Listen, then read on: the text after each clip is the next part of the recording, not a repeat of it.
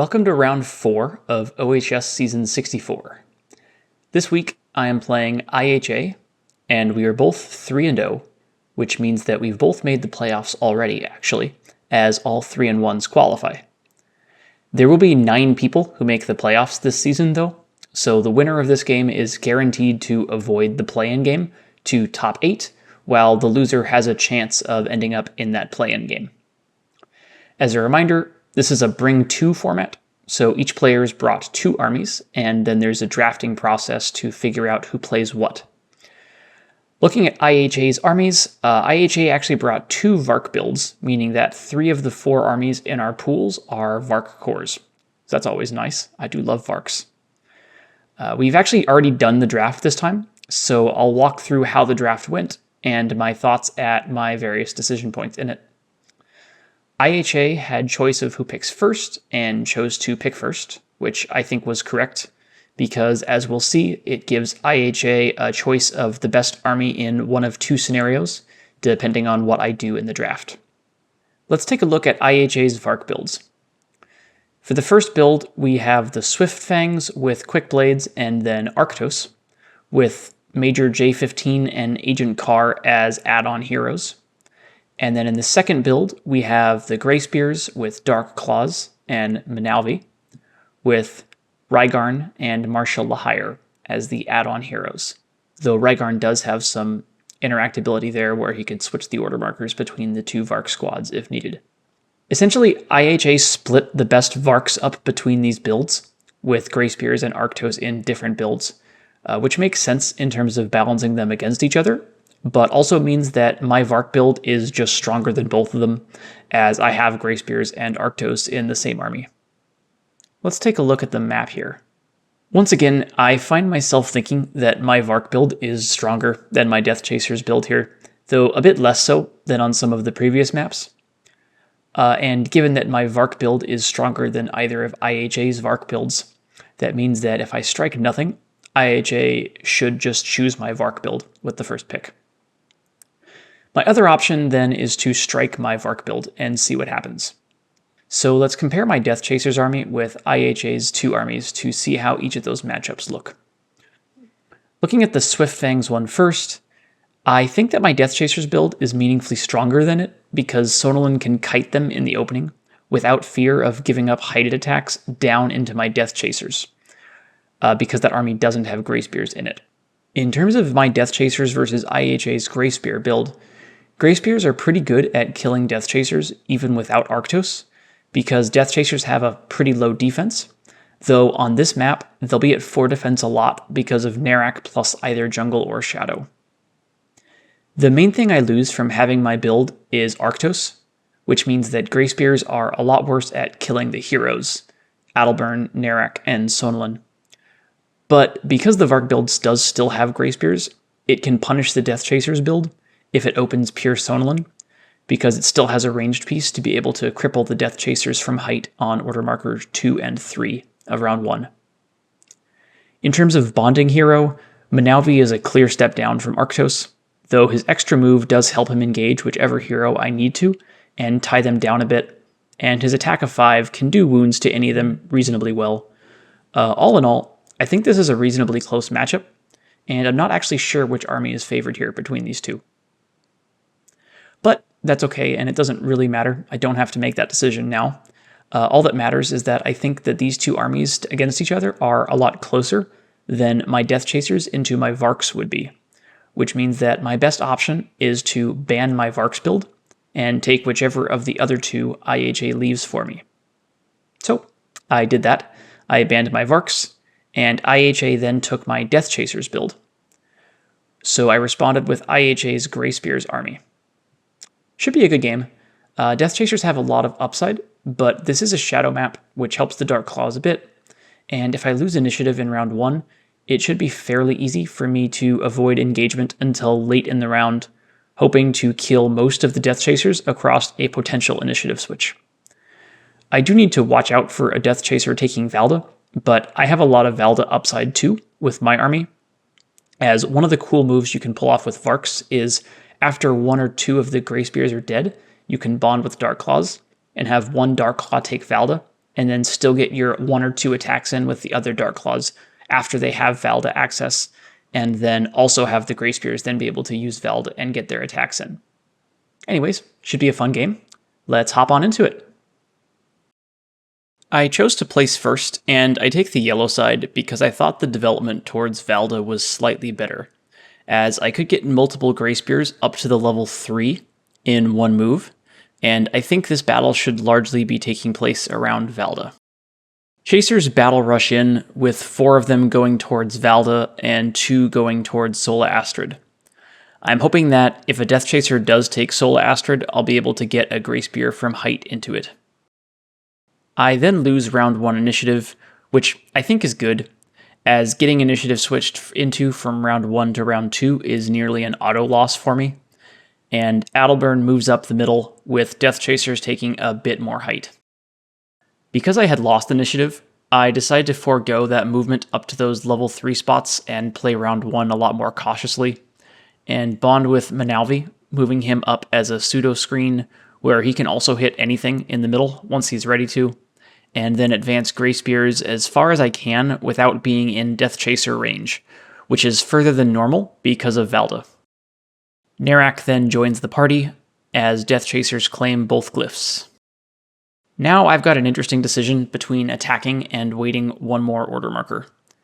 If I could have gotten more than 1 hided attack in on the Death Chaser on Valda, I think I would have gone for it now, but as played, the best I can do is 1 from height and 1 from even ground, which puts my Greys in a pretty bad spot, especially if I don't kill that Death Chaser, as I'm then super vulnerable to height. I end up repositioning, marginally advancing my Dark Claws as far as I can safely, and then spreading out my Greys a bit more to where I can threaten Sola Astrid.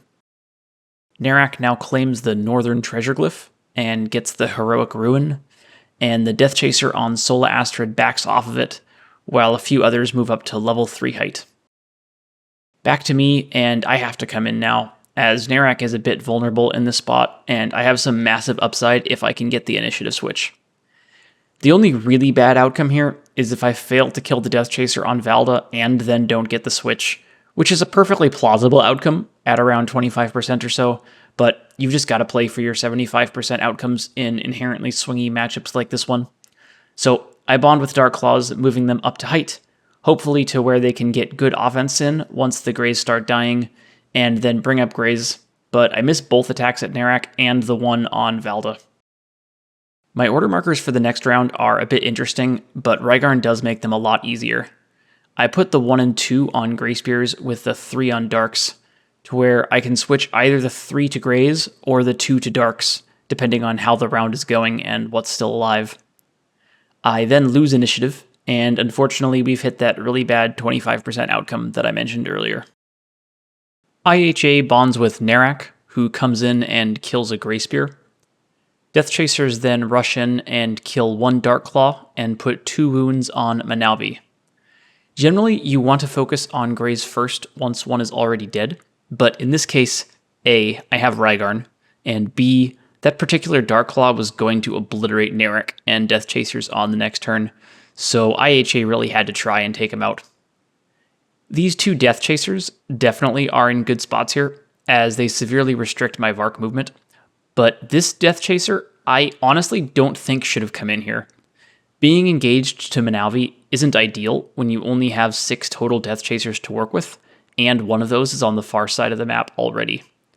I could be wrong about this, but I just know that I was happy in-game when I saw that Death Chaser go there.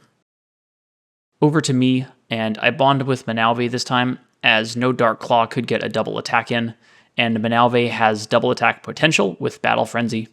He does get the Death Chaser, but fails the Frenzy roll. I ship 1 Grey Spear up to max height and keep another protected in the back, as there was nowhere good for him to move up to, but I only get 1 Death Chaser kill here. Narak then moves around to engage all my Varks, which is annoying, and kills a Dark Claw. IHA only sends in 2 Death Chasers now, taking Sola Astrid and staying on Valda, but misses both attacks, which does give me a chance. That chance involves getting the Valda guy on this turn, as if I don't, Adalburn will have 8 move and can run around to the backside and engage me. So I play for that, using Manalvi again as the Dark Claw doesn't have a good attack, who does get the first Death Chaser but fails the Frenzy. I'm only going to get one attack in on the Death Chaser no matter what, but I rotate the one Grey Spear to get it, but then I miss all 3 attacks, which pretty much ends my hope in this one. Alburn does come into that spot and obliterates a Grey Spear, and Death Chasers take out the last 2 Greys.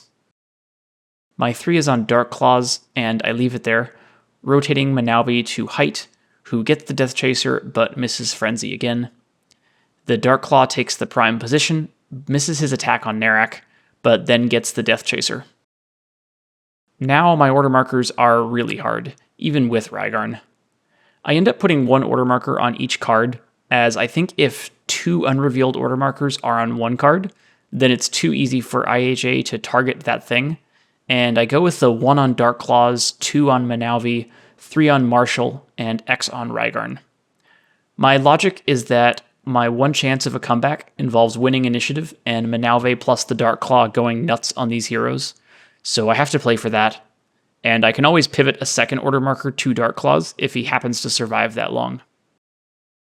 I do win initiative and get the attacks off, with Manalvi putting 2 wounds on Narak, and the Dark Claw then finishing Narak and putting 1 wound on Bernie. Bernie moves to Shadow to pick up Narak's Treasure Glyph, returns fire, and kills the Dark Claw behind the combined fury of Sola Astrid and the Heroic Rune. My 2 is on Manalvi, and I'm certainly going to leave it there. He hits Bernie, but only does 1 wound and then misses Frenzy. Bernie hops back up and obliterates him. I leave the 3 on Marshall as he has a chance for a double attack here, and he tries his best, but Bernie blocks the 3 out of 4. Adalburn returns fire, putting 2 wounds on him. Going into round 4, I'm pretty much dead, but we're going to aim for a miracle, because why not? I put the 1 and X on Marshall with the 2 and 3 on Rygarn, planning to either move the 1 to Rygarn or the 2 to Marshall, depending on when he dies. I win this initiative, and Marshall hops up and gets the double attack, but only deals the 1 wound. Bernie then misses his counterattack.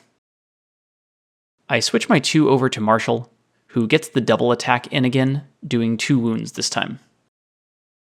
Adalburn then completely whiffs the 7 attack roll, which is honestly impressive as a sub 1% outcome, and I have my 3 on Rygarn, but can't switch it over, so Rygarn takes level 2 height to where he can threaten the Death Chaser on Sola Astrid and shoots Bernie, who blocks it.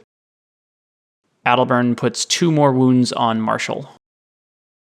Going into round 5, I put the 1 on Marshall with the other 3 on Rygarn, with a similar plan as before. I lose initiative this time, and Bernie kills Marshall. So I switch my 1 over to Rygarn, who kills the Death Chaser, hoping to burn the order marker 2. But the 2 is on Sonalin instead, who flies in and shoots Rygarn, doing 1 wound. I really needed to hit this particular jump roll, as it would have let me get here, which would have then denied Sonalin level ground on height, but alas. Rygarn takes what height he can and deals 2 wounds to Sonalin. Sonalin then engages and does 1 wound across the 2 attacks. Rygarn puts 1 more wound on Sonalin. I lose the next initiative and Sonalin finishes off Rygarn, ending this one. I do still think this matchup is a relatively even one. IHA won round 2 initiative and kind of rolled from there, though I think I would have been in a reasonably good position to do the same had I won that initiative myself. It was definitely the biggest roll of the game right there. Ah well, can't win them all.